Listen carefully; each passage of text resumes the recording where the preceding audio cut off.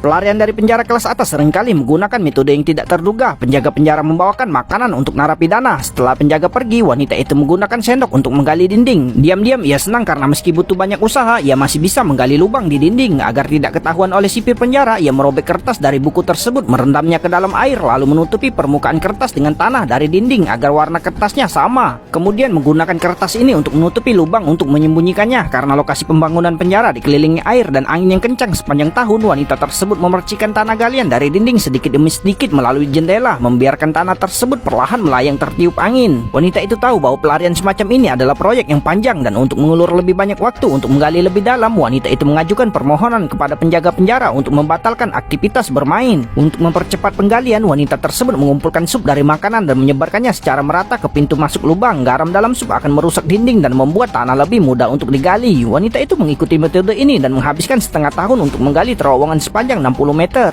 Setelah semuanya sudah siap, pada hari ini jaksa datang untuk memeriksa penjara dan wanita tersebut melihat sebuah peluang. Ia tahu bahwa untuk menyambut atasan yang datang, para penjaga penjara mengadakan pertunjukan. Jadi ia segera keluar dari sel. Karena ia tak keluar selama setengah tahun, para narapidana di taman bermain tidak mengenalinya dan tak ada yang memperhatikan gerakannya sama sekali, dan inilah yang diinginkan wanita itu. Saat ini semua orang sedang menyaksikan penampilan para narapidana wanita, namun wanita tersebut perlahan mendekati mobil petugas dan ia segera bersembunyi di bawah mobil. Pada saat ini penjaga penjara mengantarkan makanan kepada wanita tersebut tapi tidak mendapatkan tanggapan.